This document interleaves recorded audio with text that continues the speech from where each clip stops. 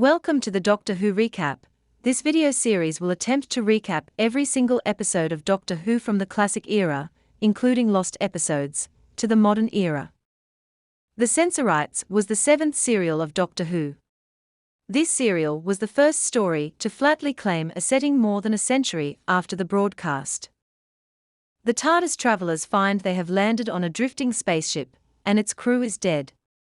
The corpses are warm, even though the self-winding watches, which are powered by the movement of the wrist, say they have been dead for at least 24 hours. As the travelers go to leave, one of the crew members, Captain Maitland, regains consciousness.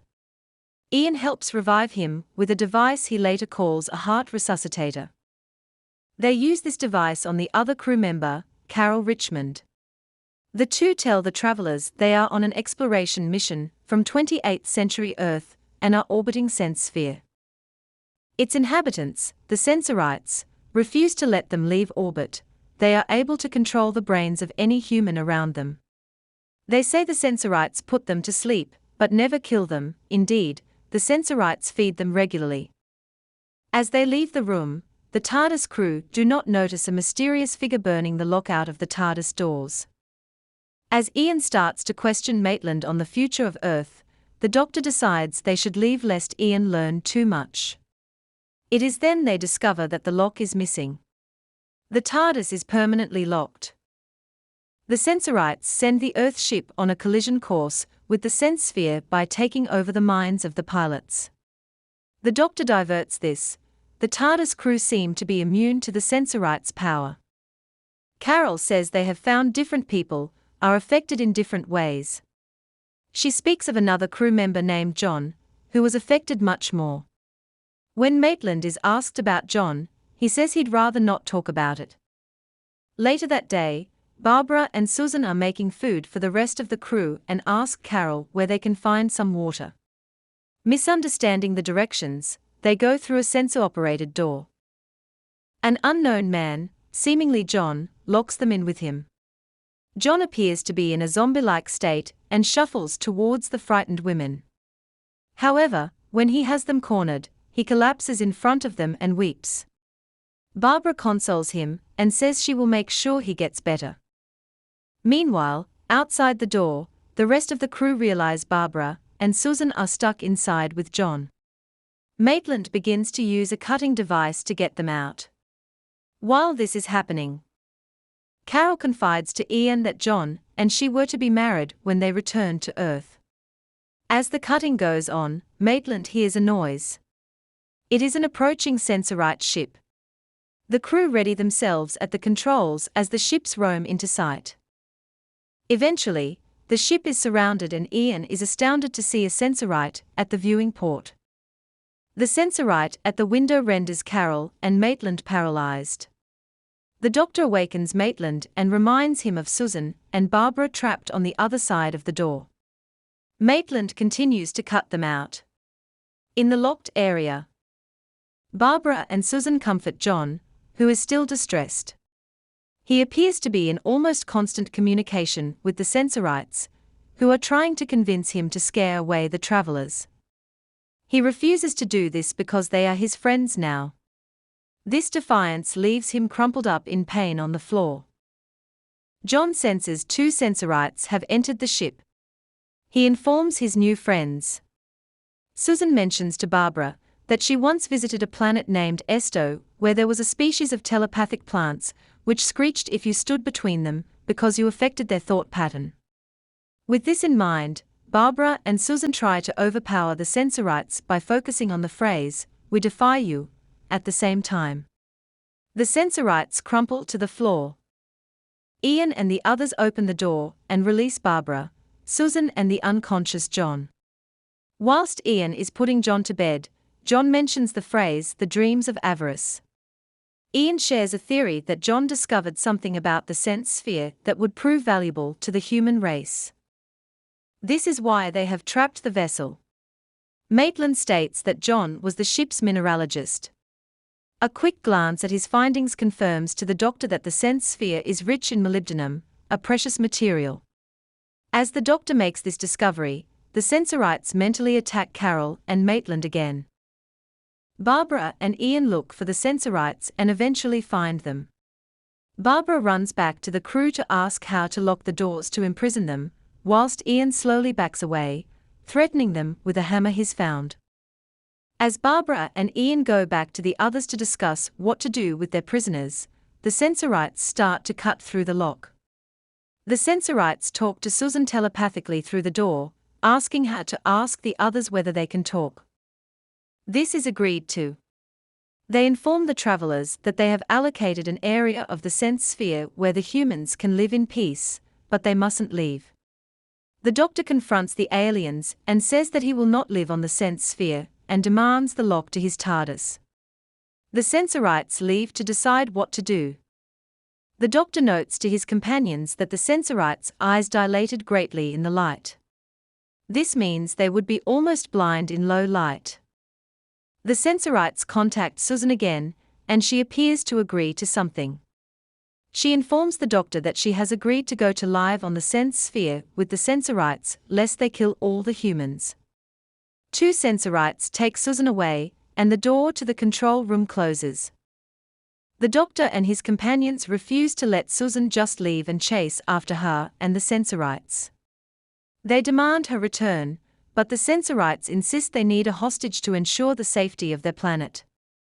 Susan agrees with the Sensorites, eager to save the lives of her friends. The Doctor shouts at her seeming submission to being kidnapped, which upsets her. When the Doctor tries to grab Susan, the Sensorites draw a weapon. Ian dims the lights which, as the Doctor theorized, leaves the Sensorites blinded and terrified and lets the humans slip away. The Doctor and Susan argue about whether she is adult enough to make her own decisions yet. However, the Doctor is more angry with the Sensorites for causing the argument in the first place. Meanwhile, the Sensorites have brokered an agreement with Ian. Barbara and Maitland will remain on the ship with a Sensorite warrior, while the other humans go down to the sense sphere to talk with a Sensorite elder. Ian reluctantly agrees, but is swayed when the Sensorites say they will be able to cure John on their planet.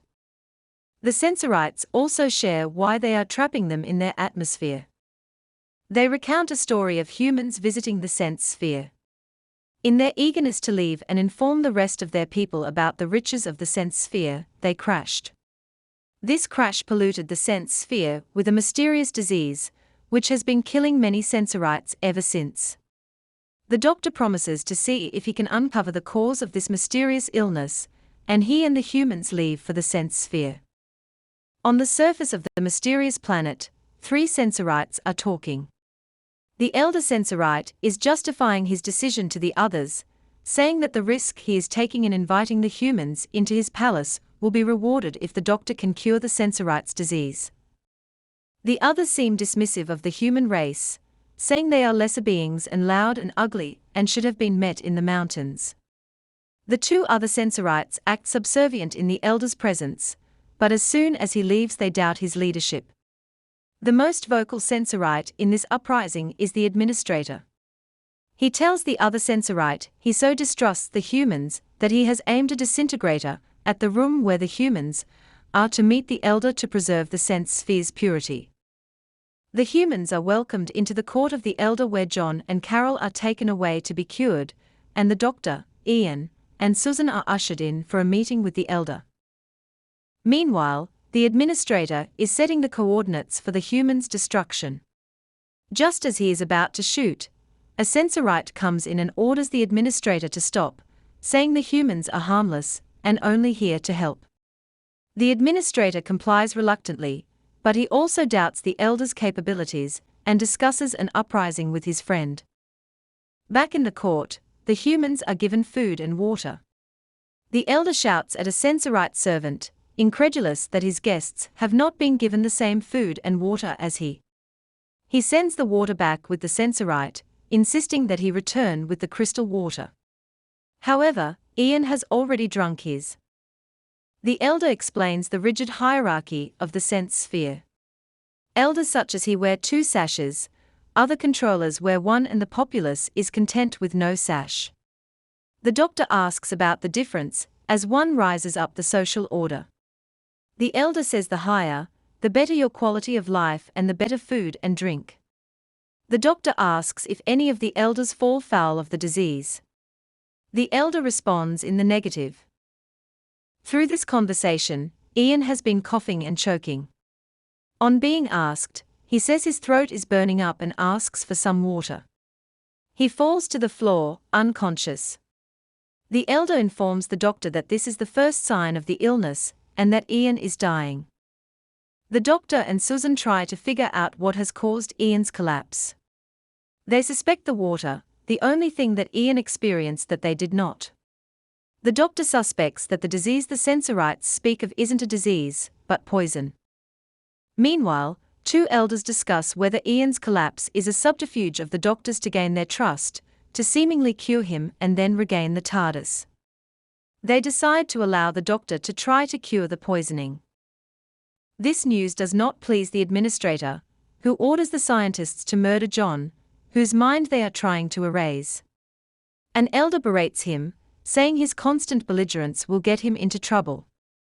The administrator tells the scientist that the doctor is evil and is trying to gain the Sensorites' trust only to betray them. John, half-conscious, seems to agree with this, saying, "Evil." The administrator convinces the scientist the human is admitting this and tells him to pass it on to the elders. When the scientists leave, John tells the administrator that he meant that there is evil among the Sensorites. The administrator says that he knew that all along, and does not care for what humans think. His only wish is to wipe them from existence. The elders hear the administrator's theory and decide to not allow the doctor into his TARDIS, but instead allow him access to their own laboratory. This upsets the doctor, who shouts at them, which clearly causes them pain, but eventually, he reluctantly agrees. The administrator talks to another Sensorite about how to reclaim the key to the disintegrator. He says that the only way that Sensorites tell each other apart is by their sashes. If he were to disguise himself as an elder, he could get it back. The doctor briefs the scientists on what he is looking for. He suspects the water supply has traces of atropine poison in it. The scientists tell him that there are 10 different places, or districts, where the water is taken. He asks them to fetch samples for him to test. He finds only District 8 has traces of atropine. The doctor prepares an antidote. Meanwhile, the administrator kidnaps an elder and his family. He takes the sash, saying he will use it to prove to the elder that the doctor is evil and does not intend to help them at all. He says the antidote that the doctor has made is actually a poison and believes Ian has been falsely acting ill, and he will pretend to get better. The poison will be given to the Sensorites to wipe them out, leaving the humans to harvest the sense sphere. The administrator soon proves his plan effective when he encounters a scientist who thinks him an elder. He tells the scientist to give him the antidote to give to Ian. As soon as the scientist is out of sight, he smashes the test tube on the floor. If Ian gets better, he will know that the doctor has been lying, but if he dies, then the doctor will be proven true. A scientist escorts the doctor to the aqueduct to investigate the source of the poison. The scientist says they cannot stay long, as it is dark and their plans to light it are always scuppered. When the doctor tells the scientist that he plans to enter the aqueduct, the scientist balks and warns him there are monsters inside. The doctor asks if they have ever seen the monster. The scientist says they have only heard his roar. The doctor dismisses him, but speculates how convenient it is that the aqueduct is dark and noisy, two things the Sensorites cannot tolerate. The scientist returns to the elder and tells him the doctor has gone into the aqueduct. The elder is disgusted, saying that the aqueduct is death to anyone that enters. Hearing this, Ian and Susan go to rescue him. The elder, impressed with the humans' love for each other, telepathically tells his fellow elder that they are mistaken and the humans are noble people. This message is heard by the administrator, who is disgusted with the elder's weakness, but delighted that the humans are heading to their death in the aqueduct. Ian and Susan reach the aqueduct.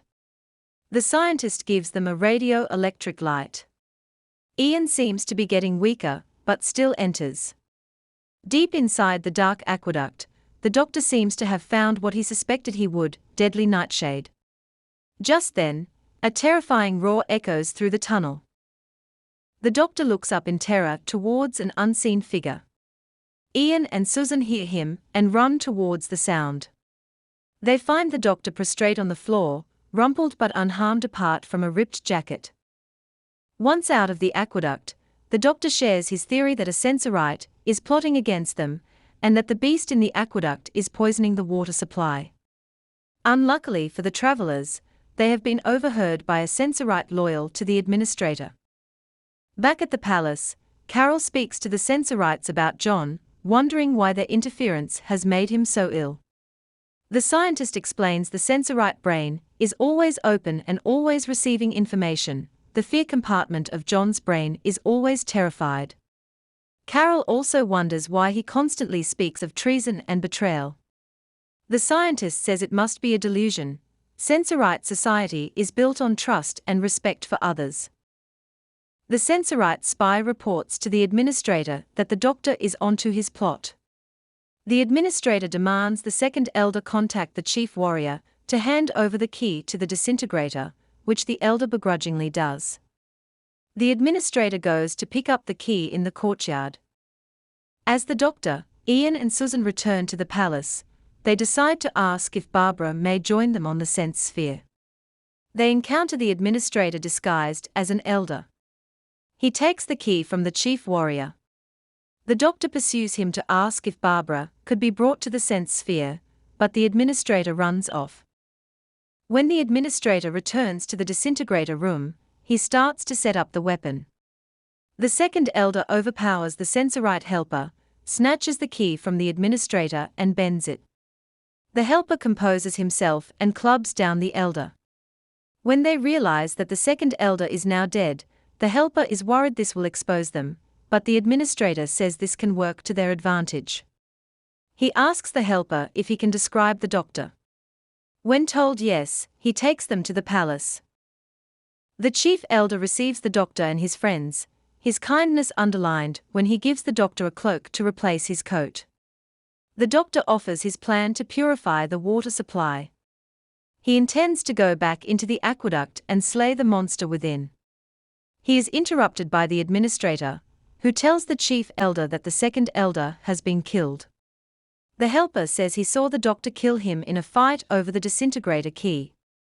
The chief elder asks if he was sure that it was the doctor. The helper says that he could tell by his distinctive hair, and he could clearly see that the doctor took the weapon out of his coat. Ian cross-examines the helper, making sure he says again that he saw the doctor's coat. At this point the doctor stands and reveals he is wearing a cloak. The helper tries to change his story, but the chief elder immediately sees through his lies and sends him to prison. The administrator apologizes to the elder for bothering him. The elder says he was doing exactly what he ought to. The administrator gives the elder the sash of the second elder, and says he should now pick his replacement. The doctor, seeing an opportunity to befriend another Sensorite, suggests the administrator. The elder agrees and gives the sash to the administrator, who shows no gratitude to the humans. Meanwhile, John is entirely healed and reunited with Carol. He also recognizes Susan. When Susan asks what he was referring to when he spoke of betrayal, he says that he can't quite remember, but is sure that a Sensorite is plotting against the humans. The administrator pounces on this and asks whether the treacherous Sensorite is in the room. John says he is not.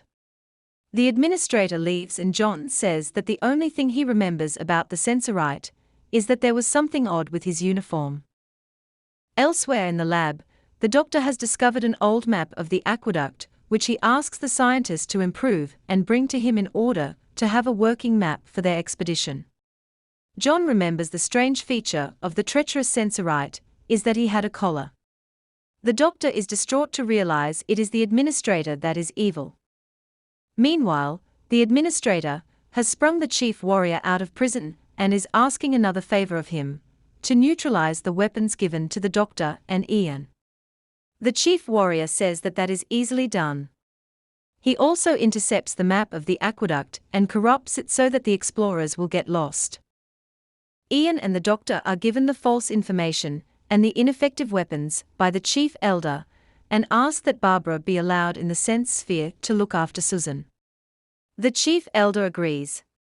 Ian and the Doctor decide to not tell Susan that they are going, as she would only demand to come with them. They leave for the aqueduct. The Chief Elder, meanwhile, is disturbed by the likely possibility that the original Second Elder had been murdered by a fellow Sensorite. Carol, John and Susan, unaware of the Doctor and Ian's journey, are preparing a meal for the other humans' return. After a long wait, Carol goes to look for them, but, as she crosses the courtyard, a hand grabs her. Carol is brought into the disintegrator room, and is forced to write a letter to John and Susan saying she has gone to the spaceship. The administrator does not know that Barbara has been brought from the ship and can prove Carol was not there. When the humans get the letter, they grow more suspicious of the Sensorites. They show the letter to the Chief Elder, who says that the letter is obviously forged. They also suspect something has happened to the Doctor and Ian, but the Chief Elder says that they have gone into the aqueducts and did not want to worry their friends. Susan points out the ink on the letter is still wet. Carol must be near. The Chief Elder suggests the disintegrator room. John goes to investigate and enters as the Chief Warrior threatens Carol with the disintegrator. While John distracts him, Carol disarms him and the Chief Warrior is imprisoned again. In the palace, the administrator is talking to the Chief Elder, acting concerned at the Chief Warrior's escape. He asks if the Chief Warrior has implicated anyone else. In the aqueduct, the Doctor and Ian discover something moving ahead of them. As Ian edges forwards to investigate, a human attacks them. They scuffle and the man escapes. All that is left is a badge in the shape of a rocket ship. Back at the palace, it is decided that, since the Doctor's weapons and maps are faulty, another party should enter the aqueduct to rescue them. Barbara and John will go in. Susan will stay behind and guide them by transmitting her thoughts to the Sensorites. Barbara borrows one of the Sensorites' communications tools. Back in the aqueduct, the Doctor and Ian pursue the humans, but are then surrounded by them. The humans take the two men to their commander. The Doctor suggests that these are the survivors of the last expedition to the Sense Sphere. The group are curious to know if Ian and the Doctor are alone. They say they are. As they are taken deeper into the aqueduct, the Doctor marks the wall in case they need to escape. Barbara and John take this to be a sign to follow them. When the Doctor and Ian meet the commander, he confirms they are survivors of the first expedition. The ship that crashed all those years ago were militia deserters. The commander blew up the ship before they escaped. His group has been poisoning the Sensorites to wipe them out and harvest their planet. He seems to believe his men are at war with the Sensorites. At this point, one of the men comes in to report more people coming. This angers the commander, who believes the Doctor has lied to them. When Barbara and John turn up, the Doctor convinces the men they are a victory party celebrating the glorious human victory. They head to the aqueduct's exit. Barbara surreptitiously contacts the Sensorites to position themselves at the mouth of the aqueduct with their weapons, where they seize the humans. Afterwards, at the palace, the First Elder has given permission for Maitland to take the astronauts back to Earth, where they can receive medical treatment, and announces that the administrator has been banished to the outer wastes of the Sense Sphere for his crimes, never to return. The TARDIS lock has also been replaced and the travelers are free to leave. Sometime later, in the TARDIS, the travelers are watching on the scanner an image of the spaceship disappearing into space on its way back to Earth. Ian comments that at least Carol, John and Maitland know where they are going.